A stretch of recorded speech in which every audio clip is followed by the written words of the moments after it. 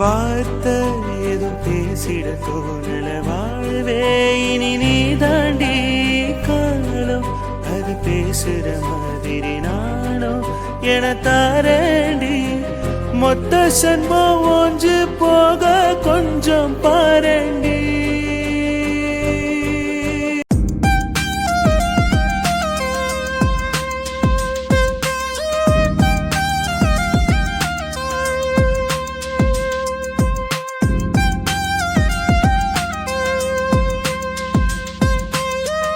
வாடா மச்சான், எப்படி இருக்க? நல்லா இருக்க மாமா, நீங்க எப்படி இருக்கீங்க? நான் நல்லா இருக்கேன்டா. எனக்கு என்ன குறை சொல்லு? குறை இல்லதான், பார்த்தேன் நானும் வந்து வேடிக்கை. உங்க தங்கச்சிக்கு பண்ண அலப்பறையெல்லாம் நின்று பார்த்துட்டு தான் இருந்தேன். டேய், அதெல்லாம் அலப்பறை கிடையாதுடா, அண்ணனுங்களோட பாசம். அது சரி, இருந்தாலும் கொஞ்சம் எக்ஸ்ட்ரா தானே. டேய், எங்களை பொறுத்த அளவுக்கு இதுவே கம்மி தான். எங்க கடைக்குட்டிக்கு நாங்க பண்றது இதை விட மோசமா இருப்போம். தெரியுது தெரியுது, உங்க அழும்புலே புரியுது. அப்படி என்னதான் ஃபைலு அண்ணன் கொடுக்க சொல்றான், நீங்க கேட்டா சீக்ரெட்ன்றீங்க. அப்படி என்ன விஷயம்? அது மாமா மச்சான், எங்களுக்குள்ள 1000 இருக்கும். அதெல்லாம் உங்ககிட்ட சொல்ல முடியுமா? மாமா, இப்ப நானும் மச்சான் ஆயிட்டேன், என்கிட்ட சொல்லலாம். டேய் சின்ன மச்சான், உன்கிட்ட சொல்ற விஷயம் இது கிடையாது. சொல்ற மாதிரி இருந்தா சொல்லிருக்க மாட்டோமா? இது பெரிய மச்சானுக்கும் மாமாவுக்கு இருக்கிற டீலிங், அதனால இது எங்களோட இருக்கட்டும். அது சரிதான், எப்படியும் ஆன்சர் கிடைக்காதுன்னு தெரிஞ்சு போச்சு. சரி, நான் ஃபைல் கொடுக்க தான் வந்தேன், பாத்துக்கோங்க என்னன்ட்டு. ஆமா, எங்க அக்கா எங்க? அநியாயம்டா டேய், போன வாட்டி வரைக்கும் தயங்கி தயங்கி பேசிட்டு இருந்தா தெரியுமா? இப்ப எவ்வளவு வாய் பேசுற? உங்க அக்கா கிச்சன்ல தான் இருக்கா, போய் பாரு. அக்கான்னு தத்து கொடுத்துட்டீங்க, இதுக்கப்புறம் உரிமையா தானே கேட்க முடியும். அதனாலதான் எங்க அக்காவை தேடுறேன். அது சரிதான். சரி மாமா, உங்கள்ட்ட ஒண்ணு கேக்குறேன், பதில் சொல்லுவீங்களா? கேள்றா, அப்படி என்ன கேட்க போற? மா, அதான் உங்க பாசமலர் தூங்கிட்டால, தூக்கிட்டு போய் பெட்ல படுக்க வைக்க வேண்டியது என்ன? அதை விட்டுட்டு மாடியிலே படுக்க வச்சிருக்கீங்க.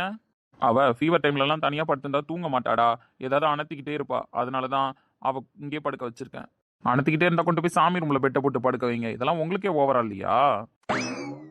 டேய், அவளை அப்படியே பார்த்து பழகிட்டோம்டா. அவ எவ்வளவு நேரம் தூங்கினாலும் சரி, மடியில தான் தூங்க வச்சிருப்பேன். அவ எந்திரிக்கிற வரைக்கும் இங்கேதான் இருப்பேன். எல்லாம் ரொம்ப ஓவர்னா, ஆமா காலில் மறுத்து போவாதா? மாசத்துல மறுத்து போறதெல்லாம் எப்படா தெரியும்? அப்படிலாம் மறுத்து போன மாதிரியோ, அவ எப்படா எந்திரி பண்ற மாதிரியோலாம் நான் இது வரைக்கும் ஃபீல் பண்ணது கிடையாது. நான் பொறாமையா தான் இருக்கு. எங்க வீட்டுல எங்க அண்ணியும் எங்க அண்ணன் மட்டும் தான் என்ன இப்படி பார்ப்பாங்க. அடுத்தது எங்க அப்பா. அதோட சரி, இங்க என்னன்னா 10-15 பேர் சுத்தி உட்காந்து பாக்குறீங்க. எனக்கு கொஞ்சம் ஜெலஸ் தான் இருக்கு. டேய், கண்ணு வைக்காதடா, என் தங்கச்சிக்கு என்ன உடம்பு சரியில்லாம போயிட போகுது. ஓ, அவங்க உங்க தங்கச்சிங்களா? ஆனா நீங்களா பண்ண பில்டப் பார்த்தா உங்களுக்கு ஒரு பொண்ணு இருந்தா எப்படி இருக்குமோ அப்படிதான் இருக்கு. ஒன்னாலும் சொல்லலனாலும் அவ தாண்டா எங்க முத பொண்ணு. எங்களுக்கே குழந்தை பிறந்தாலும் அவ தான் எங்களோட ஃபர்ஸ்ட் குழந்தை. போதுமாமா, நான் பஞ்சாயத்துக்கு வரல. நான் போய் எங்க அக்காவை பார்த்துட்டு கிளம்புறேன். நீங்க பாத்துக்கோங்க, உங்க தங்கச்சியும் பாத்துக்கோங்க. எழுந்தா விசாரிச்சேன்னு சொல்லுங்க. அது சரி. டேய், இருந்து சாப்பிட்டு போலான்னா? சாப்பிட்டு போலாமா? மணி ஆயிடுச்சு மாமா. இதோ பாருங்க, நானே அண்ணா அர்ஜென்ட்டா ஃபைல் கொடுக்க சொன்னாலும் கேஷுவலா கிளம்பி வந்துட்டேன். இந்த காம்ப்ளெக்ஸ் கட்டுற வேலை வேற நடந்துட்டு இருக்குல்ல, அதை போய் மேனேஜ்மெண்ட் என்னன்னு பார்க்கணும். சரிடா, போய் பார்த்துட்டு மதிய சாப்பாட்டுக்கு இங்க வந்துரு. நாங்க ஒரு நாள் வந்தோம்லடா, அதே மாதிரி நீ வந்து எங்க வீட்டுல சாப்பிடக்கூடாத லஞ்ச்லாம்? சாப்பிடலாம், அதுல ஒன்றும் தப்பு கிடையாது. உங்க வீட்டுல வேலை பாக்குறாங்களே ஒரு அக்கா, சிட்டக்கா, வெளியில நின்று புலம்பிட்டு இருந்தாங்க. மெனுவை கேட்டேன், அதுலயே அசந்துட்டேன். அதனால இன்னைக்கு நான் உங்க வீட்டுல சாப்பிட வரல, இன்னொரு நாள் கூப்பிடுங்க. அட பாவி, பாக்கிறதுக்கு பூனை மாதிரியே இருந்தியடா, கடைசியில எங்க குடும்பத்தை எப்படி கழுவி ஊத்துறியடா? அதெல்லாம் அப்படிதான், என்னால தாங்க முடியாதுப்பா. இப்பதான் எனக்கே ஃபீவர் வந்து சரியாச்சு. எங்க அம்மா எல்லா ட்ரீட்மெண்ட்டையும் பண்ணி முடிச்சாங்க. அடுத்து திருப்பி ஃபர்ஸ்ட்ல இருந்தா என்னால மிளகு சாதெல்லாம் சாப்பிட முடியாதுப்பா. நான் போயிட்டு வரேன். எஸ்கேப் ஆயிட்டான்டா. சரி மாமா, நான் போய் அக்காவை பார்த்துட்டு அப்படியே கிளம்புறேன். நீங்களும் பாருங்க என்னன்னு. சரிடா. நானையில ஒரு மாதிரி வந்துட்டேன்னு தான் சொன்னான். ஆனா ஃபீவர் அதிகமா இருக்கு போலயே. பூத்திக்கிட்டு வேற படுத்திருக்கா. ரொம்ப ஜுரம் அடிக்குதோ. ச்சே, கஷ்டப்படுவாள்ல. வாய் வாய் நல்லா வாய் பேசும். இந்நேரம் வந்து நின்ன நேரத்துக்கு பொறிஞ்சு தள்ளிருப்பா பேசியே. அமைதியா படுத்திருக்கா பார்த்தா நம்மளுக்கே ஒரு மாதிரியா தான் இருக்கு. அப்புறம் அவங்க அண்ணனுக்குலாம் எப்படி இருந்திருக்கும்? இந்த பாசமே இவளுக்குலாம் கம்மி தான். ஏன்னா இந்த மாதிரி துருன்னு ஒருத்தவங்க வீட்டில் இருந்துட்டு அவங்க சைலண்டானா எவ்வளோ கஷ்டமா இருக்குன்றது அவங்களுக்கு புரியும் தானே. அதனாலதான் எல்லாருமே ஒரு மாதிரி டல் ஆயிட்டாங்க. அக்காவை பார்க்கணும்னு ஒரு பக்கம் தோணுனாலும், ஃபைல் கொடுக்கணும்னு அண்ணன் ஒரு பக்கம் சொன்னாலும், ஆனால் என் அடி மனசுக்குள்ள உன்னையும் பார்க்கணும்னு தோணுச்சு. அதனால தான் அவசர அவசரமாக கிளம்பி வந்தேன். ஆனால் உன்னை இப்படி ஒரு சுச்சுவேஷனில் பார்ப்பேன்னு நான் நினச்சி பார்க்கல. அரபு நாடே அசந்து நிற்கும் அழகியா நீ, உருது கவிஞன் உமர் கயாமின் கவிதையா? முகத்தை எப்போதும் மூடி வைக்காதே, எனது நெஞ்சத்தில் முள்ளை தைக்காதே. ஏய், உனக்குலாம் அறிவே கிடையாதா? எதுக்கு என் ரூமுக்கு வந்திருக்க? அதுவும் வரட்டுமான்னு கேட்காமலே வர. ரூம் திறந்திருந்தா நீ மட்டும் வந்துருவியா? ஐயா அக்கா, நான் கேட்டேன். அந்த வினோதினி அக்கா வெளியில நின்னாங்கல்ல, அவங்கள்ட்ட கேட்டேன். நீங்க உள்ள தனியாக தான் இருக்கீங்கன்னு சொன்னாங்க. அதுவும் உடம்பு சரியில்லை அப்படின்னு சொன்னாங்க. அதான் பார்க்கணும் வந்தேன். எனக்கு உடம்பு நல்லா இருந்தா உனக்கு என்ன, நல்லா இல்லைனா உனக்கு என்ன, உன் வேலையை போய் பாருன்னு. அக்கா அது எப்படி என் வேலையை பார்க்க முடியும்? நாங்கள் அங்கே நின்று பேசிக்கிட்டு இருந்தோம். இந்த மாதிரி வைஷ்ணவிக்கு உடம்பு சரியில்லை எங்கள் வீட்டில், அதை பற்றி பேசிக்கிட்டு இருந்தோமா. அப்போ தான் இந்த வினோதினி அக்கா சொன்னாங்க, என் கூட இருக்காங்கல்ல அந்த ஜான்சி அக்கா, அவங்களுக்கு உடம்பு சரியில்லை அப்படின்னு சொன்னாங்க. அதுக்கு இப்போ என்ன பண்ண போறீங்க? படிக்காத மேடம் வந்து எனக்கு ட்ரீட்மெண்ட் பார்க்க போறீங்களா? அக்கா ஜுரம் அடிச்சா வைத்தியம் பார்க்கணும்லாம் அவசியம் கிடையாது. 4 பேர் அரவணைப்பா இருந்து கஞ்சி குடிச்சாலே உடம்பு தெளிவாயிடும். அதுவும் இல்லாம கசாயெல்லாம் வச்சு குடிச்சேன்னு வச்சுக்கோங்களேன், இன்னும் உடம்பு தெளிவாயிடும். அது ஒன்றும் பிரச்சனை ஆகாதுக்கா. நீங்க ஒன்றும் மனசை விட்டுறாதீங்க. உங்களுக்கு நான் கசாயமும் சாயந்தரமா வச்சு எடுத்துட்டு வரேன். ஒழுங்கா போயிடு, என்ன டென்ஷன் பண்ணாத. எனக்கு தலை வேற வலிக்குது சொல்லிட்டேன். ஐயோ அக்கா தலையை வலிக்குதா? என்கிட்ட முன்னாடியே சொல்லியிருக்கலாம்ல. நான் உங்களுக்கு வேது பிடிக்கிறதுக்கு சுடு தண்ணியில் வச்சு எடுத்துட்டு வந்திருப்பேன்ல. வேது பிடிச்சா சரியா போயிடுங்க. தலைவலிலாம் தலையில நீர் கோத்துக்கிட்டு இருக்குன்னு நினைக்கிறேன். அதனாலதான் உங்களுக்கு தலைவலியும் சேர்ந்து வந்திருக்கு. ஏய் என்னடி நினைச்சுக்கிட்டு என்கிட்ட பேசிக்கிட்டு இருக்க? உன்கிட்ட நான் என்ன சண்டை போட்டுக்கிட்டு இருக்கேன் தெரியுமா? அதெல்லாம் மறந்துட்டு வந்து என்கிட்ட எதுக்கு இப்படி பேசிட்டு இருக்கேன்? யார் வேணாலும் உன் பேச்சில் ஏமாறலாம், நான்லாம் ஏமாற மாட்டேன். நான் ஜான்சி, அதை ஃபர்ஸ்ட் தெரிஞ்சுக்கிட்டு பேசு.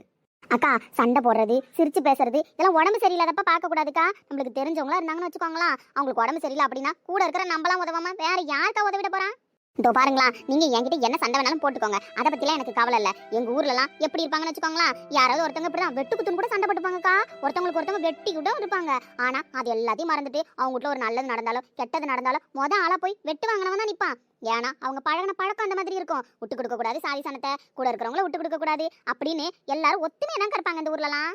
நீ சொல்ற லாஜிக்லாம் கரெக்ட் தான். அப்படி நான் உனக்கு எதுவும் நல்லது பண்ணலையே, உன்கிட்ட போட்டி தானே போட்டுட்டு இருக்கேன் அப்படின்னு பார்த்தா நீ என் மேல கோவப்பட்டுட்டு தான் இருக்கணும். அக்கா நீங்க ஒண்ணு தெரிஞ்சுக்கோங்க, சம்பந்தப்பட்டவங்க நம்மளுக்கு உதவி செஞ்சிருந்தாதான் நம்ம திருப்பி அவங்களுக்கு செய்யணும்லாம் கிடையாது. நம்ம குடும்பத்துக்குள்ள யாருக்காவது ஒருத்தவங்க உதவி செஞ்சிருந்தா கூட அதை நம்ம திருப்பி செய்யலாம். நீங்க யாருக்கு உதவி செஞ்சுட்டு இருக்கீங்க? என் வசந்த் மாமாக்கு, என் சரவணா டாக்டருக்கு, எல்லாருக்கும் உதவி செஞ்சுட்டு இருக்கீங்களா? இந்த முகாம் பெரிய முகாமாக்கா. இதுல இருக்கிற நீங்களாம் ரொம்ப பெரிய டாக்டரா எல்லாரும் பேசிக்கிறாங்க தெரியுமா? அதுவும் நீங்களாம் வைத்தியம் பார்த்த விதம் அவ்வளோ நல்லா இருக்காங்கக்கா. சரோஜாக்கா இருக்கல எங்க வீட்டுக்கு பக்கத்துல, அந்த அக்கா, காமாட்சிக்கா, உமாக்கா எல்லாரும் சொன்னாங்க அங்க ஒரு பொண்ணு இருக்கு, அந்த பொண்ணு சூப்பரா வைத்தியம் பார்க்குதுன்னாங்க. அப்புறம் விசாரிச்சு பார்த்தா தான் தெரியுது அது நீங்கன்னு. நீங்க சண்டை போடுறீங்கன்னா அதெல்லாம் நான் தப்பு சொல்லல. என் டாக்டர் ஏதோ ஒரு விதத்துல உங்களுக்கு பிடிச்சிருந்தது, அதனால அவர் வேணும்னு நீங்க சொல்றீங்க. ஆனா எனக்கு அதை பத்தி எல்லாம் கவலை இல்லக்கா. என் டாக்டரை பத்தி எனக்கு தெரியும், டாக்டருக்கு என்ன பத்தி தெரியும். ஏதோ ஒரு விதத்துல உங்க மனசு சஞ்சலப்படுற மாதிரி அவர் நடந்திருப்பாரு. அதனால அவர் மேல நீங்க ஆசைப்பட்டிருப்பீங்க. ஆனா அவர் தான் ஆசைப்படலன்னு சொல்லிட்டு இருக்காரு. அதனால போக போக நீங்க சரியாயிடுவீங்கக்கா. அதெல்லாம் ஒண்ணும் கிடையாது. அதை மனசுல வச்சுக்கிட்டு நான் உங்களுக்கு ஒண்ணு செய்யாம இருக்க முடியுமா? எங்க வீட்டுக்கு வந்திருக்கீங்க, எங்க ஊருக்கு சேவை செய்ய வந்திருக்கீங்க. அப்படி இருக்கும்போது உங்களுக்கு ஒண்ணுன்னா நாங்க விட்டுருவோமாக்கா? நான் தானே உன் டாக்டர் மேல ஆசைப்பட்டுக்கிட்டு இருக்கேன், உன் டாக்டர் என் மேல ஆசைப்படல. அப்படிதானே நீ சொல்ல வர? அதனாலதான் நீ உன் டாக்டரை வசதியா பேசுற, அப்படிதானே? ஆமாக்கா, ஏன் டாக்டர் மேலேயும் தப்பு இருக்குன்னா. ஏன்னா ஒரு பொம்பளை பிள்ளை ஒரு ஆம்பளை மேல தானே ஆசைப்பட்டுறாது. அந்த ஆம்பளை ஏதோ ஒரு இடத்துல அந்த பொண்ணு ஆசைப்படுற மாதிரி நடந்துட்டு இருந்திருப்பாங்க. அதனாலதான் அவருக்கு மேல உங்களுக்கு கூட ஆசை வந்திருக்கலாம். ஆனா அவருக்கும் ஆசை இருக்கணும்ல அவங்களை கட்டிக்கணும்னு. அப்படி இருந்திருந்தா அவர் தான் எப்பயோ உங்களை கட்டியிருப்பாரு. அவருக்கு எந்த விதமான எண்ணமும் வரலன்றதானே அமைதியா இருந்தாரு. இந்த ஊருக்கு வந்தோடனே அவருக்கு மனசுக்கு பிடிச்ச மாதிரி நான் இருந்திருக்கேன், அதனால என்ன கல்யாணம் பண்ணிக்கணும்னு நினைச்சாரு. இதுல ஒன்றும் தப்பு இல்லல்லக்கா. நான் உன்னை கஷ்டப்படுத்தி தானே இவ்வளோ நாள் பார்த்துருக்கேன். அப்படி இருக்கும்போது எனக்கு உடம்பு சரியில்லைன்னு நீ கஞ்சி எடுத்துட்டு வரதெல்லாம் என்னால் ஏற்றுக்க முடியல. அக்கா நீங்க ஏத்துக்கிட்டாலும் ஏத்துக்கலனாலும் இதுதான் உண்மை. ஒருத்தவங்களுக்கு உடம்பு சரியில்லை அப்படின்னா பார்த்துக்கிட்டு வேடிக்கை பார்க்க கூடாதுக்கா. நீங்க என்னதான் என்கிட்ட சண்டை போட்டுட்டோம், எங்க ஊருக்கு வந்து இவ்வளவு சேவை பண்ணிருக்கீங்க, எங்க வசந்த் மாமாவுக்காக இவ்வளவு தூரம் நின்று இருக்கீங்க. உங்களுக்கு இருக்கிற கோவம்லாம் என் டாக்டர் உங்களை கல்யாணம் பண்ணிக்கிறேன்னு சொல்லல, உங்க மனசுல வளர்ந்த ஆசைக்கு அவர் காரணம் ஆயிட்டாரு. அதுதானக்கா உங்க கோவம். மற்றபடி நீங்க உங்க தொழிலையோ வைத்தியம் பாக்குற முறையிலையோ நீங்க அதை காட்டல. டாக்டர் பழி வாங்கணும்னு எந்த இடத்துலையும் நிக்கலக்கா. டாக்டர் வேணும்னு மட்டும் தானே நின்னீங்க. அதுல தப்பு கிடையாதுக்கா. எல்லாரும் ஆசைப்படலாம், ஆசைப்படுறதுல தப்பு கிடையாது. ஆனா அந்த ஆசை நிறைவேறுதா நிறைவேறலையான்றதுலதான் இருக்கு. சரி, எல்லாரும் சொல்ற மாதிரி ஒருவேளை காலேஜ் படிக்கும்போது நான் உன் டாக்டரை விரும்பி உன் டாக்டரும் என்னை விரும்பி இருந்திருந்தாருன்னா, ஒருவேளை உன் டாக்டர் என்னை விரும்பி இருந்தாருன்னா அது தெரியாமலே மறைச்சி வசந்துக்காக உன்னை கல்யாணம் பண்ணியிருந்தாருன்னா என்ன பண்ணியிருந்திருப்பேன்? அப்படிலாம் இருந்தா என் டாக்டர் என் கழுத்துல தாலி கட்டியிருக்க மாட்டாருக்கா. வசந்த் மாமாவுக்காக என்ன கல்யாணம் பண்ணல, என்ன ஆத்தாவை நினைச்சு கல்யாணம் பண்ணாருன்னா நான் அன்னைக்கு உங்கள்கிட்ட சொன்னனே. அப்படி நான் கேட்கல. ஒருவேளை உன் டாக்டர் மனசுல நான் இருந்து அதை மறைச்சு உன்னை கல்யாணம் பண்ணியிருந்தாரு அப்படின்னா நீ என்ன பண்ணியிருப்ப? இப்பதான் உனக்கு அந்த உண்மை தெரிய வந்திருக்கும் என் மூலயமா. ஸோ நாங்கள் 2 பேரும் லவ் பண்ணோன்றது உனக்கு தெரிய வந்தா நீ என்ன முடிவு எடுத்திருப்ப? என் டாக்டரும் உங்களை காதலிச்சு அதை மறைச்சி என்ன கல்யாணம் பண்ணிக்கிட்டு இருந்திருந்தாருன்னா என்ன பண்ணுவேன்னு கேட்குறீங்களோ? ஒருவேளை வசந்த் மாமாவுக்காக என்ன கல்யாணம் பண்ணியிருந்திருப்பாரு, அதுக்கப்புறம் தான் உங்களை காதலிச்ச விஷயம் எனக்கு தெரிய வருது. அப்படி இருக்கும்போது என்ன பண்ணுவேன்னு கேட்குறீங்களா? ஆமா, என்ன முடிவு எடுத்திருப்ப? ஒரு வேலை இப்போ உன் டாக்டர் வந்து எனக்கு ஜான்சியை பிடிச்சிருக்கு, நான் தெரியாம உன்னை கல்யாணம் பண்ணிட்டேன், நான் ஜான்சியை தான் விரும்பி இருந்தேன் அப்படின்னு சொன்னாருன்னா என்ன பண்ணுவேன்? அக்கா நான் டாக்டர் மேல உசுரா இருக்கேன்க்கா, அதே மாதிரி தான் டாக்டர் உசுரா இருக்காரு. ஆனா நீங்க இதை கேள்வியா கேட்கறேன்னு தான் சொல்றீங்க, அதனால நானும் மனப்பூர்வமான பதிலாவே சொல்றேன். சொல்லு, எனக்கு பதில் தான் வேணும். அக்கா ஒருவேளை டாக்டர் அவர் மனசுல உங்களை வச்சுக்கிட்டு மறைச்சி என்ன வசந்த் மாமாவுக்காக கல்யாணம் பண்ணியிருந்தாரு, இது வரைக்கும் அவர் உங்களை தான் நினைச்சிட்டு இருக்காரு, எனக்கு உங்களை தான் பிடிச்சிருக்கு அப்படின்னு சொல்லிட்டாருன்னு வச்சுக்கோங்களேன், கண்டிப்பா நான் உங்களுக்கும் அவருக்கும் கல்யாணம் பண்ணி வச்சிருவேன்க்கா. இது எப்படி கல்யாணம் பண்ணி வைப்பேன்? டாக்டருக்கு உங்களை பிடிச்சதுன்னா கண்டிப்பா நான் விட்டு கொடுத்துருவேன்க்கா. ஏன்னா என் டாக்டர் சந்தோஷமா இருக்கணும்னு தானே நான் நினைக்கிறேன். அப்படி இருக்கும்போது என் டாக்டருக்கு உங்களை பிடிச்சிருக்கு, உங்களை தான் காதலிச்சிருந்தார் அப்படின்னா நான் எப்படிக்கா போட்டி போட்டுட்டு அந்த வாழ்க்கையில நிற்பேன்? எனக்கு அவர் சந்தோஷமா இருந்தா போதும்ல. ஏன்னா அவர் எனக்கு மனப்பூர்வமா மனசார பிடிச்சி தானே கல்யாணம் பண்ண. மனசுக்கு பிடிச்ச ஒருத்தவங்களை கஷ்டப்படுத்தி பார்க்க கூடாதுக்கா. அவங்க நல்லா இருக்கணும்னு தான் நினைக்கணும். அது என் புருஷனா இருந்தானே யாரா இருந்தானே, அவருக்கு என் கூட வாழற வாழ்க்கை பிடிக்கலன்னா அவருக்கு பிடிச்ச வாழ்க்கையை நம்ம அமைச்சு தனக்கா தரணும். அது எப்படி தாலி கட்டின புருஷனை இன்னொருத்திக்காக விட்டு தருவேன்? தாலி கட்ட புருஷனா இருந்தாலும் மனசார என் கூட வாழ பிடிக்கல அப்படின்னா, அவர் ஒப்புக்கு தாலி கட்டிந்தார் அப்படின்னா எப்படிக்கா அவர் வாழ்க்கையை நாசமாக்கிட்டு வாழ முடியும்? அவர் கூட அவருக்கு பிடிச்ச வாழ்க்கையை தானக்கா அமைச்சு கொடுக்கணும். அக்கா, ஆனா இந்த பதில என் மனசை கல்லாக்கிட்டு தான்க்கா சொன்னேன், நீங்க கேட்டீங்கன்றதுனால. ஆனா என் டாக்டர் உண்மையாவே என்ன காதலிச்சு தாங்க கல்யாணம் பண்ணிக்கிட்டாரு. ஆத்தாவா நினைச்சுதான் கல்யாணம் பண்ணிக்கிட்டாரு தெரியுமா? நானும் அப்படிதான் அவரை என் பிள்ளையா பாத்துக்கணும், அவருக்கு கிடைக்காத எல்லா சந்தோஷத்தையும் நான் கொடுக்கணும் தாங்க கல்யாணம் பண்ணிக்கிட்டேன். நாங்க 2 பேரும் பொய்யெல்லாம் கல்யாணம் பண்ணிக்கலக்கா. உண்மையா மனசார நேசிச்சு கல்யாணம் பண்ணிக்கிட்டோம். வாழ்க்கையில இப்படிலாம் வாழணும், இத்தனை பிள்ளைங்க பெத்துக்கணும் அப்படின்னு பேசி பேசி ஒரு நிமிஷமும் ரசிச்சு ரசிச்சு வாழ்ந்துட்டு இருக்கோம்க்கா. சரிக்கா, அதெல்லாம் பத்தி பேசணும்னா பேசிக்கிட்டே இருக்க வேண்டியதான். நீங்க மனசுல இதெல்லாம் போட்டு நினைச்சுக்கிட்டு இருக்காதீங்க. விதி என்னவோ அதுபடி நடக்கும்க்கா. நீங்க உங்க மனசை மாத்திக்கிறீங்களான்றதெல்லாம் எனக்கு தெரியாது. ஆனா என்னோட பதில் இதான்க்கா. நீங்க கேட்ட 2 கேள்விக்கு நான் பதில் சொல்லிட்டேன். இதுக்கப்புறம் முடிவு உங்க கையில தான். மனசுல வச்சுக்கிட்டு நீங்க இந்த கஞ்செல்லாம் குடிக்காம இருக்காதீங்க. இந்த கஞ்செல்லாம் குடிங்க. நான் உங்களுக்கு மனசார என் அக்காவா நினைச்சுதான் எடுத்துட்டு வந்தேன். அதனால குடிங்கக்கா. மாத்திரை கித்திர உங்களுக்கு படிச்சிருக்கீங்க, உங்களுக்கு தெரியும். தெரியாது ஒன்றும் இல்லை. அதனால மாத்திரை வேணாலும் போட்டுக்குங்க. இருந்தாலும் பொழுது சாய்ந்ததுக்கு அப்புறம் நான் உங்களுக்கு கசாயமா வச்சு எடுத்துட்டு வரேன். அக்கா, கஞ்சி குடிக்கிறீங்களா? குடிக்கிறேன். அப்புறம் உங்களுக்கு யாரும் இல்லைன்னு அந்த வினோதினி அக்கா சொன்னாங்க. அப்படிலாம் மனசுல எதுவும் நினைச்சிட்டு இருக்காதீங்கன்னு. உங்களுக்கு யாரும் இல்லைன்னா எப்பயுமே நினைக்காதீங்க. நாங்க எல்லாரும் உங்களுக்கு சொந்த பந்தம் தான். உங்களுக்கு எப்ப யாரையாவது பார்க்கணும்னு தோணாலும் ஊருக்கு போனாலும் சரி கிளம்பி வந்துருங்க. உங்களுக்கு நல்லது கெட்டது நடந்தா எல்லாத்தையும் நாங்க தான் முன்ன நின்று பண்ணுவோம். எங்கள்கிட்ட எப்படா சொல்றது, யாருமே இல்லையா நமக்கு அப்படின்னு இது வருத்தப்பட்டுக்கிட்டு இருக்காதீங்கக்கா. நாங்க இருக்கோம்னா உங்களுக்கு தனியாவே இருந்து வளர்ந்துருக்கீங்கக்கா. என் டாக்டர் அப்படிதான் தனியாவே இருந்து வளர்ந்தாராம். வைராகியமா வளர்ந்து டாக்டருக்கு படிக்கணும்னு படிச்சு வாழ்க்கையில முன்னேறினாராம். பாருங்க, அதே மாதிரி தான் நீங்களும் தனியா இருந்து வளர்ந்து படிச்சு ஆளா இருக்கீங்க. ஒரு ஆம்பளை பிள்ளை ஆளாவதுல பெரிய விஷயம் இல்லக்கா. ஒரு பொம்பளை பிள்ளை ஆளாவதுல தான் அந்த பொம்பளை பிள்ளையோட தைரியமும் அதோட திறமையும் இருக்குன்னு எங்க அண்ணா அடிக்கடி சொல்லு என்கிட்ட. நான் எனக்கு தான் பாழா போன அந்த படிப்பு கருமும் வரவே இல்லக்கா. நானும் படிச்சது போதுன்னு விட்டுவிட்டேன். எங்க அண்ணா ஆனா நல்லா சூப்பரா படிச்சது தெரியுமா? அதுதான் இந்த விளக்கம்லாம் எனக்கு சொல்லும். நான் கேட்டு தெரிஞ்சுப்பேன்.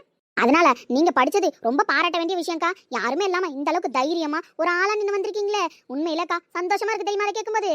அதே மாதிரி நீங்க புடிவாதம் பிடிக்கிறதுலயும் சரி, கோவப்படுறதுலயும் சரி தப்பு கிடையாது. ஒரு கோவம் வரும்போதும் புடிவாதம் வரும்போதும் வீட்டுல இருக்கிற யாராவது ஒருத்தவங்க சொல்லி அந்த குணத்தை மாத்துவாங்க. அந்த குணம் மாறுறதுக்கு வீட்டுல இருக்கிற யாராவது தான் காரணமா இருப்பாங்க.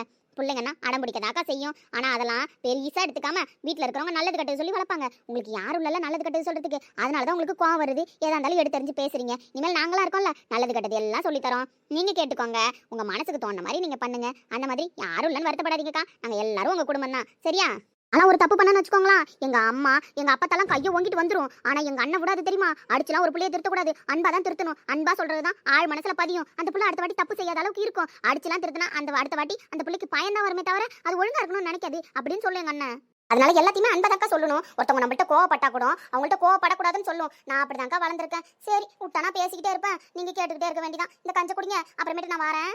ஆனா ரொம்ப சோற அடிக்குதா? நான் தொட்டு பாக்குறேன்.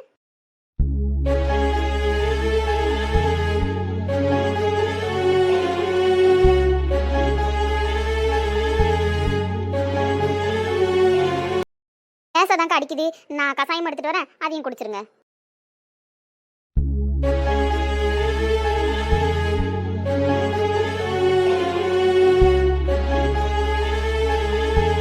சான்சி அடிக்கடி ஒரு வார்த்தை சொல்லுவ, உனக்கு ஞாபகம் இருக்கா? எப்படிதான் சரவணனை இவ மயக்கனாலோ தெரியல அப்படின்னு. அவங்க மயக்கலாம் இல்லடி, உண்மையான பாசத்தை காமிச்சாங்க, அவ்வளவுதான். அதுக்கு அவரு கட்டுப்பட்டு நிக்கிறாரு, வேற எதுவுமே கிடையாது. நார்மலா பேசுவோம். இப்போ நானும் வினோத்துமே இருக்கோம். வினோத்னால இந்த மாதிரி ஒரு பொண்ணு ஆசைப்படுது. நான் என்ன பண்ணுவேன்? அந்த பொண்ணுகிட்ட போய் சண்டை போடுவேன். ஏன் இப்படி எல்லாம் பண்றேன்னு கேட்பேன். ஏன் நீயா இருந்தாலுமே உன் லைஃப்ல இப்படி ஒரு இன்சிடென்ட் நடந்தாலும் அப்படிதான் நடந்துப்ப.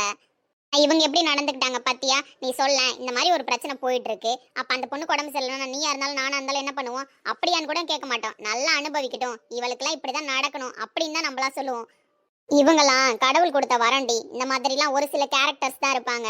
லைஃப்ல தேடி பார்த்தேன்னு வச்சுக்கோயேன், 1000த்துல ஒருத்தவங்களா இருப்பாங்க இவங்கெல்லாம். இந்த மாதிரிலாம் யாராலையும் இருக்க முடியாதுடி. அவங்க நல்ல முறையில வளர்ந்துருக்காங்க. இவ்வளவு பெரிய பிரச்சனை நீ பண்ணிக்கிட்டு இருக்கன்னு தெரிஞ்சும் உனக்கு உடம்பு சரியில்லைன்னு நான் கேஷுவலா தான் பேசிட்டு இருந்தேன். ஆனா உடனே துடிச்சு போயிட்டாங்க தெரியுமா?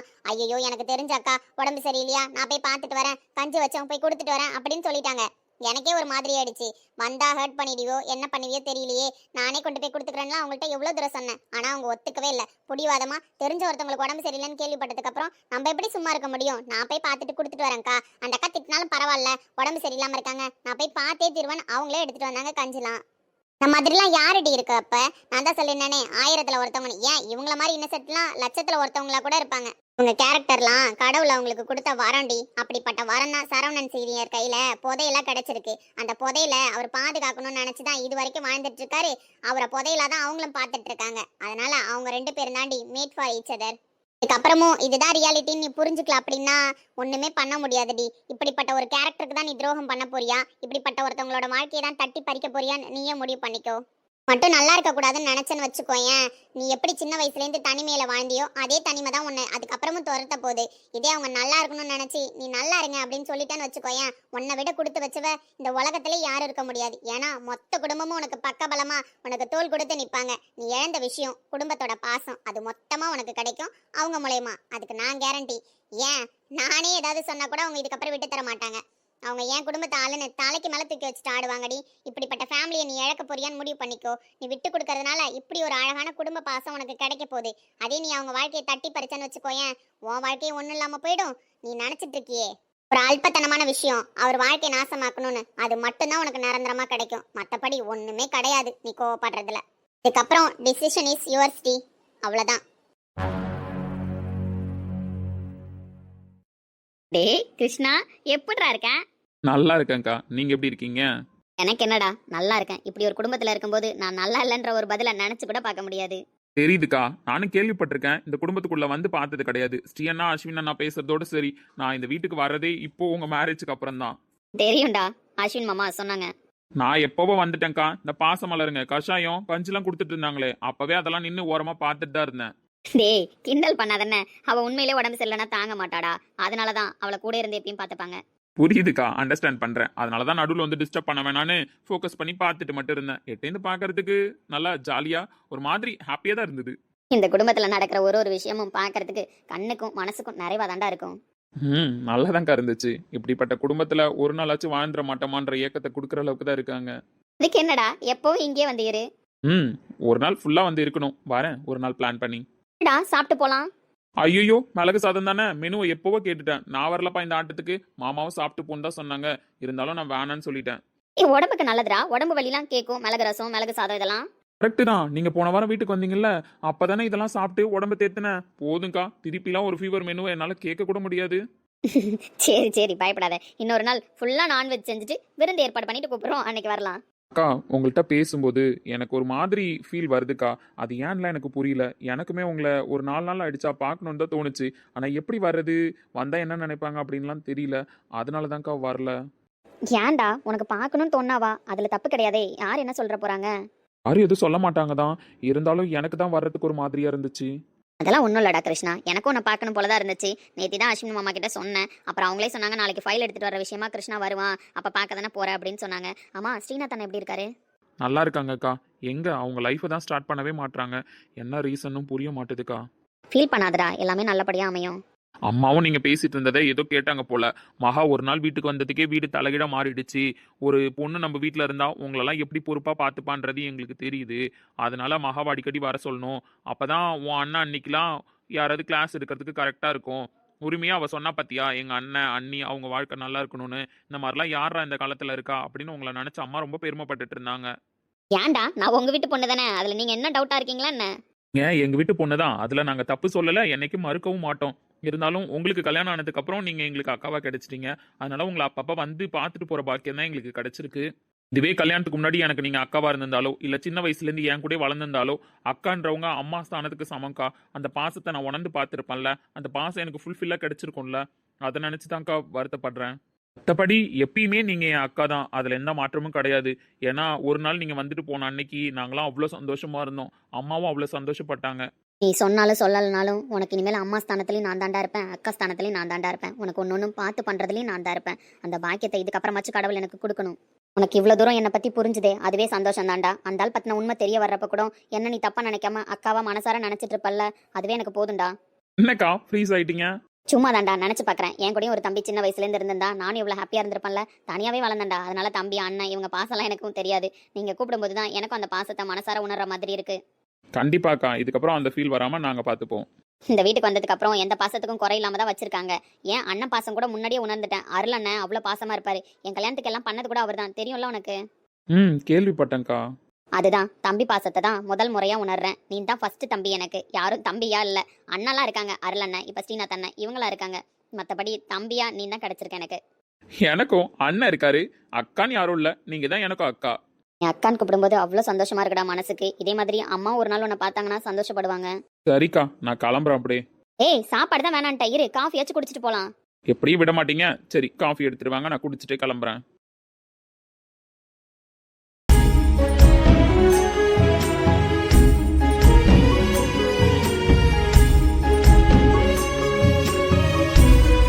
இருள் என்றாலும் அங்கே ஒளி நீதானே கண்ணே என்னை நீயே காக்க கண்ணீரையும் காணேனே நீண்ட தூரம் போன போதும் நீங்குமோ ஆமா, காதலே என்ன யார் ரூம் வரைக்கும் வந்திருக்கீங்க?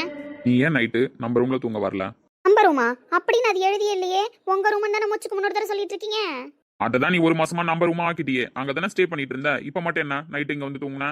ஆமா, நேத்து காலையில வரைக்கும் நல்லா தான் இருந்தீங்க. நேத்து ஈவினிங்க்கு மேல அஸ்வின் அண்ணன் வந்து பேசிட்டு போனதுக்கு அப்புறம் மனசு மாறிட்டீங்கல்ல. அதனால இதுக்கப்புறம் என்ன பொண்டாட்டியே தான் பாப்பீங்க. அதனால தான் அந்த ரூம்ல தங்க வேணாம்னு வந்துட்டேன். இவ்வளவு நாளா பொண்டாட்டியா பாக்கணும் தானே மேடம் ஆசைப்பட்டுட்டு இருந்தீங்க. இப்ப நானா பொண்டாட்டியா பாக்கும்போது மட்டும் உங்களுக்கு வலிக்குதான்? எனக்கு வலிக்கவும் இல்ல இனிக்கவும் இல்ல. நீங்க ஃபர்ஸ்ட் டோனை மாத்திக்கோங்கன்னு. நீங்க நினைக்கிறப்ப பொண்டாட்டியா இருப்பாங்க, நினைக்கிறப்ப பொண்டாட்டி இல்லாத மாதிரி இருப்பாங்களா? ஆனா ரோஷினி, வீணா வம்ப விலைக்கு வாங்கிட்டு இருக்கேன். நான் அப்படிதான் இருப்பேன். காதல் வராதான், இவருக்கு ரொமான்ஸ் வராதான், பொண்டாட்டியா நினைக்க மாட்டாராம், ஏதோ பண்ண தப்புக்கு மன்னிப்பு கேட்டாலும் மன்னிக்க மாட்டாராம். இவரா ஒரு நாள் வருவாராம், நாங்க எல்லாத்தையும் மறந்துட்டு அப்படியே இவர் கூட நல்லா ஜாலியா இருக்கணுமா? என்ன நியாயம் இது? வேணாண்டி, ஓவரா பண்ணிட்டு இருக்கேன். அப்பா, வாடி பொடின்லாம் கூப்பிடுறீங்க போல. ஏன் பொண்டாட்டி அப்படித்தானே கூப்பிடுவாங்க? வாடி பொடின்னு கூப்பிடுறதுல என்ன தப்பு? கூப்பிடுங்க கூப்பிடுங்க, கொஞ்ச நாள் தானே கூப்பிட போறீங்க, கூப்பிடுங்க. ஏன் அதுக்கப்புறம் என்ன ஆக போதான்? டைவர்ஸ் ஆக போதே, அப்புறம் எப்படி கூப்பிடுவீங்க? வேற யாரையும் தான் கூப்பிடுற மாதிரி இருக்கும். என்ன? இங்க பாரு, யார் எது சொன்னாலும் இதுக்கப்புறம் நம்ம 2 பேரும் பேசி ஒரு முடிவுக்கு வரலாம். பிரச்சனையை இதோட முடிச்சுக்கலாம். நீ தான் என் பொண்டாட்டி, நான் தான் உன் புருஷன். போதுமா? இதை யாராலையும் மாத்த முடியாதுன்னு நான் சொல்லிட்டேன். ஏன் உனக்கு புரிய மாட்டேது? இவ்வளவு நாள் நான் சொன்னேன், அது உங்களுக்கு புரிஞ்சுதா? புரியாம போனதுக்கு தான் சாரின்னு சொல்றேன்ல. நானும் சாரிலாம் சொன்னேன், அப்ப நீங்க புரிஞ்சுக்கிட்டீங்களா? இப்ப மட்டும் நான் புரிஞ்சுக்கணுமா? என்ன தாண்டி பண்ண சொல்ற இப்போ? சின்ன வயசுல இருந்து உங்க கூட வளர்ந்துருக்கேன் மாமா. இப்படிலாம் வந்து நீங்க என்கிட்ட பேச மாட்டீங்களா? நான் எவ்வளோ ஏங்கியிருக்கேன். ஆனா என்கிட்ட வந்ததும் கிடையாது. ஏன் வாடி பொடின்னு என்ன கூப்பிட்டதும் கிடையாது. தடவையா நீங்க என்ன வாடி பொடின்னு கூப்பிடுறீங்க. அதை எனக்கு சந்தோஷமா அனுபவிக்கணும்னு தான் தோணுது. ஆனா அது மட்டுமே போதும் நான் ஆசைப்பட்டேன்னு வச்சுக்கோங்களேன். அதுக்கப்புறம் உங்களை என்கிட்ட வர வைக்கிறதுக்கான வாய்ப்பே எனக்கு கிடைக்காம போயிடும். இதோ பாருங்க, இப்ப கூட கோவத்துல பிடிச்சிங்களா இல்ல பாசத்துல பிடிச்சிங்களான்னு தெரியல, என் ஷோல்டர்ல கை போட்டிருக்கீங்க. அதெல்லாம் எனக்கு எவ்வளவு சந்தோஷமா இருக்கு தெரியுமா? மனசுக்குள்ள அப்படியே பட்டாம்பூச்சி பறக்கிற மாதிரி இருக்கு. ஆனா அதெல்லாம் நான் வெளிக்காட்ட மாட்டேன் மாமா. எப்படி நான் உங்களை துரத்தி எனக்கு ஸ்ரீ மாமா தான் வேணும்னு ஆசைப்பட்டு உங்க பின்னாடியே சுத்தி வந்தனோ, அதே மாதிரி எனக்கு ரோஷினி வேணும். இவ என் பொண்டாட்டி, யாருக்கு நான் விட்டு தர மாட்டேன். நீங்க வாயை திறந்து சொல்லணுமாமா. ஆஃபீஸுக்கு கிளம்பலாம், டைம் ஆயிடுச்சு. இப்ப ரொம்ப முக்கியம் ஆபீஸ் கிளம்புறது. அதான் டெய்லி போயிட்டு இருக்கமே. ஒரு நாள் போலனா ஒன்னும் தப்பு கிடையாது. ஃபர்ஸ்ட் நான் கேட்ட கேள்விக்கு பதில் சொல்லு. மனசை இப்ப மாத்திக்க போறியா இல்லையா? உங்களுக்கான உரிமையை நீங்களே எடுத்துக்கணும் மாமா. என் பொண்டாட்டி இப்பதான் நெருங்கி வந்திருக்கீங்க. இதுக்கு மேலேயும் நீங்க உங்க பொண்டாட்டின்ற உரிமையை எடுத்துக்கணும். அது வரைக்கும் நான் இப்படிதான் ப்ளே பண்ணுவேன். முடியாது மாமா, மனசை மாத்திக்க முடியாது. ரோஷினி, உண்மையிலே மாமா மனசு உனக்கு புரியலையா? நட்சத்திரம் தேவையில்லை, நீ வந்த நேரம் நெஞ்சில் ஒரு ஊடல் இல்லை. வண்ண பூக்கள் வேர்க்கும் முன்னே வரச் சொல்லு தென்றலை, தென்றலை. முதற்கனவே மறுபடியும் வந்தாய், நீ மறுபடியும் வந்தாய். விழித்திருந்ததும் மறுபடி கனவுகள் வருமா வருமா? விழித்திருக்கையில் கனவு. ஐயோ ரோஷினி, ஏய், அந்த ஆள் பாவமா பேசணும்னே அடங்கி போயிட்ட பத்தியா? ஐயோ, இந்த ஆள் மூஞ்சி சோகமாச்சுன்னா இந்த ஆள் மூஞ்சே பார்க்க கூடாது. இந்த அல்பத்தனமா என்னம்மா அப்படின்னு கேட்டதுக்கே நீ அசந்து போயிட்ட அப்படின்னா இந்த மூஞ்சில இருந்து சிரிப்பையும் வர வைக்க முடியாது, ரொமான்ஸையும் வர வைக்க முடியாது, காதலையும் வர வைக்க முடியாது. இப்ப கூட பாரு, பாவமாதே மூஞ்சி வச்சிருக்கு. சிரிக்கிறா பத்தியா? என்ன மாமா, தோல்ல எல்லாம் கை வச்சு பேசுறீங்க? மறந்து போய் வச்சிட்டீங்களா? ஏன் என் பொண்டாட்டி தோல்ல கை போட எனக்கு உரிமை இல்லையா? இல்ல மாமா, இல்ல. ஏன்னா இப்போ நம்ம நியாயப்படி டிவோர்ஸ் அப்ளை பண்ணிருக்கோம். அதனால உரிமை கிடையாது. நான் உங்க பொண்டாட்டியும் கிடையாது, நீங்க என் புருஷனும் கிடையாது. இப்படிலாம் பேசாதடின்னு சொல்லிட்டேன். இன்னொரு வாட்டி பேசணும்னு வச்சுக்கோயேன், என்ன பண்ணுவேன்னு எனக்கே தெரியாது. இவர் பேசும்போது எங்களுக்கு இனிச்சுச்சான். இப்ப நாங்க பேசும்போது தான் இவருக்கு வலிக்குதான். இந்த கதையே தேவையில்ல. ஒழுங்கா நீங்க நவுந்து போங்க. இதனாலதான் நான் அந்த ரூம் பக்கம் வரல. எப்ப நீங்க என்ன பொண்டாட்டியா நினைச்சீங்களோ அதுல இருந்து அந்த ரூம் பக்கம் வரக்கூடாதுன்னு முடிவு பண்ணிட்டேன். இதெல்லாம் உனக்கே ஓவரா தெரியலையா? தெரியல. என்னால போக முடியாது. இந்த ரூம் விட்டு வெளியில போக முடியாது. உன்னையும் யாருக்கும் விட்டு கொடுத்துட்டு போக முடியாது. சரி ஓகே, நீ டிவோர்ஸ் அப்ளை பண்ணு. நான் டிவோர்ஸ் கொடுக்க ஒத்துக்க மாட்டேன். நியாயமான ரீசனை சொல்லிட்டு நீ வேலைக்கு போ. ஒன்றும் பிரச்சனை கிடையாது. அந்த ரீசன் நியாயமா தான் நானே உனக்கு டிவோர்ஸ் தரேன். அதுல பிரச்சனை இல்லை. ஆனா அது வரைக்கும் நீ என் பொண்டாட்டி தான். உன்னை விட்டு என்னால வேலைக்கு இருக்க முடியாது. வெளியில இருக்கிற ரூம்லயே தாங்க முடியாது. அதனால இதுக்கப்புறம் நான் இங்க தான் இருப்பேன். யார் ரூம்லலாம் இடம் கிடையாது. யாரும் தங்க கூடாது. என்ன, நான் உனக்கு சொன்ன பதில நீ திருப்பி எனக்கு ரிவெஞ்ச் பண்றியா? பாதுகாப்பு இல்லாதவங்க கூட என்னால தங்க முடியாது.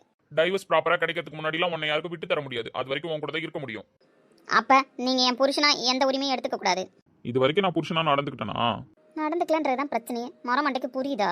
அதெல்லாம் நான் கண்ட்ரோலா இருப்பேன். உன் மனசை மாத்த மட்டும் தான் ட்ரை பண்ணுவேன். மத்தபடி உரிமைலாம் இது எடுத்துக்க மாட்டேன். அப்படிலாம் என் அடி மனசுல கூட இது வரைக்கும் என்ன வந்தது கிடையாது. பைத்தியம். இது அடி மனசுல என்ன வரலன்றதுதான் இங்க பிரச்சனையே. இது உரிமையை எடுத்துக்கலன்றதுதான் இங்க பிரச்சனையே. அது எங்கேயாவது புரியுதா பத்தியா? மாங்காவுக்கு ஐயோ கடவுளே எப்படிதான் வர வைக்க போறணும். இதுதான் என் புருஷன்ற உரிமை. இது மனசுல எப்ப நான் கொண்டு வர போறேன்னு தெரியலையே. சொல்லு, என் மேல நம்பிக்கை இல்லையா? என் கூட நீ ஸ்டே பண்ண மாட்டியா? நான் தான் சொல்றேன்ல, அப்படிலாம் நான் எது உரிமையை எடுத்துக்க மாட்டேன். எனக்கு உன் மனசு புரியணும், உனக்கு என் மனசு புரியணும். அது வரைக்கும் நம்ம வெயிட் பண்ணலாம். 2 பேரும் பேசி பழகலாம். சபா ஃபர்ஸ்ட்லேருந்து ஆரம்பிக்கிறான்டா. 5ஆம் கிளாஸ்ல இவன்ட்ட போய் லவ் சொல்ல ஆரம்பிச்சேன். அப்ப சொன்ன அதே பதில ஐயோ எனக்கு 50 வயசு ஆனாலும் இவன் சொல்லுவான் போலயே. இன்னும் பேசி பழகணுமா? எவ்வளோ நாள் தாமா பேசி பழகிறது? பேசி பழகணுன்ற வார்த்தையை சொன்னாலே என் வாழ்க்கையே வெறுத்துரும் போல் இருக்கேன். என்ன நீ டிவோர்ஸ்னு புரியாதமா கேட்குறேன். அதுக்குள்ள உன் மனசை மாற்ற முடியுமா? நான் ட்ரை பண்றேன். அதனால உன் கூட இருந்தா தானே உனக்கு என் பாசம் புரியும். அதனால நான் உன் கூடவே இருக்கேன். அதுக்கு மட்டும் பர்மிஷன் கொடு. நான் இவ்வளவு பெரிய ரூம்ல நான் ஒரு பக்கமா இருக்கிறது உனக்கு என்ன பிரச்சனையா? ஷோ உன்னெல்லாம் எனக்கு இருக்கிற கட்டுப்புக்கு என்ன பண்ணுவேன்னு எனக்கே தெரியாது. போவதெல்லாம் கண்ட்ரோல் பண்ணிக்கிட்டு இருக்கேன். செக் இந்த மனசுலாம் ஒரு மனசுனையா? ஒரு பொண்ணோட ஃபீலிங்ஸ் புரியல. இருங்க, ஒன்றும் தப்பு கிடையாது. இருந்து உங்களோட பெஸ்ட்டை ட்ரை பண்ணுங்க. ஆனா நான் என் மைண்ட்ல ஃபிக்ஸ் ஆயிட்டேன். அதனால பிரச்சனை இல்லை. நீங்க எங்க தங்கினாலும் எனக்கு ஓகே தான். அப்படி என் மேல உனக்கு சந்தேகம் இல்ல தங்க வைக்கிறதுல? பொண்டாட்டிக்கிட்ட புருஷன் கேட்குற கேள்வியா இது? கடவுளே எனக்கு என்ன பண்றதுனே தெரியல. இந்த ஆள் கூட எப்படி வாழறதுன்னு ஒரு மெத்தடாச்சும் போட்டு கொடுங்க. அப்படியாச்சும் வாழ்ந்து தொலைக்கிறேன். இந்த ஆள் எப்பதான் மாறுவானோ தெரியலையே. சொல்லடி, என் மேல நம்பிக்கை இருக்குல்ல? எனக்கு சூப்பராகவே நம்பிக்கை இருக்கு மாமா. எனக்கு சூப்பராகவே நம்பிக்கை இருக்கு. ஒன்றும் பிரச்சனை கிடையாது. இந்த ரம்பை, ஊர்வசி, மேனகை இவங்களெல்லாம் கேள்விப்பட்டிருக்கீங்களா? படத்துல டான்ஸ் ஆடுவாங்களே, அந்த பழைய காலத்து படத்துலலாம். அவங்க அதே ட்ரெஸ்ஸோட வந்து உங்க முன்னாடி ஜிங்கு சிக்கன் டான்ஸ் ஆனா கூட உங்களுக்கு எந்த எண்ணமும் வராது. ஏன்னா அப்படிப்பட்ட மனசு உங்களுக்கு. அதனால போதி தர்மர், புத்தர் இவங்கெல்லாம் மரத்தக்கடியில் உட்காந்துருந்தாங்க பாருங்க. அந்த மாதிரி தான் நீங்க உட்காந்துருப்பீங்க. உங்க மனசெல்லாம் சஞ்சலமும் படாது, சங்கடமும் படாது. கூட வளர எங்களுக்கு தான் எல்லா கஷ்டமும். புரியுதா? அதனால ஒரு பிரச்சனையும் கிடையாது. நீங்க இந்த பெட்ல கூட என் கூட தூங்குங்க. அப்படித்தானே இவ்வளவு நாள் தூங்கிட்டு இருக்கீங்க. தொப்பி தவறி கூட தூக்கத்துல கால் பட்டு நான் பார்த்ததில்ல. அதனால அப்படியே இருங்க. ஒரு பிரச்சனையும் கிடையாது. உங்க மேல எனக்கு 100%ல 1000% நம்பிக்கை இருக்கு. போதுமா? இப்ப நீ என்ன சொல்ல வர? எனக்கு புரியல. நேத்தி கிளைண்ட் ஒரு ஃபைல் அனுப்புனாங்களே, அது புரிஞ்சுதா? புரிஞ்சுது. அப்புறம் பண்ணவே முடியலன்னு ஒரு ப்ராஜெக்ட் நம்மள நம்பி கொடுத்தாங்களே, அதை கூட நீங்க சக்சஸா பண்ணீங்களே, அதெல்லாம் எந்த டவுட் இல்லாம உங்களுக்கு புரிஞ்சுதுல? புரிஞ்சுது. நான் தானே அதை வெரிஃபை பண்ணியே கொடுத்தேன். அதேதான் மாமா. அது மட்டும்தான் உங்களுக்கு புரியும். வேற எதுவுமே உங்களுக்கு புரியாது. வாங்க, இன்னும் 4 ஃபைலு ப்ராப்ளமே சால்வ் பண்ண முடியாத ரேஞ்சில் இருக்கு. அதையும் வந்து சால்வ் பண்ணுங்க. அது மட்டும்தான் அந்த மண்டையில புரியும், ஏறும். வேற ஒன்றும் இல்லை. வாங்க போவோம். நீ என்ன சொல்ற இப்போ? என்ன திட்டுறியா இல்ல புகழறியா? ஆஃபீஸ்க்கு லேட் ஆயிடுச்சு. வாயா போலாம்.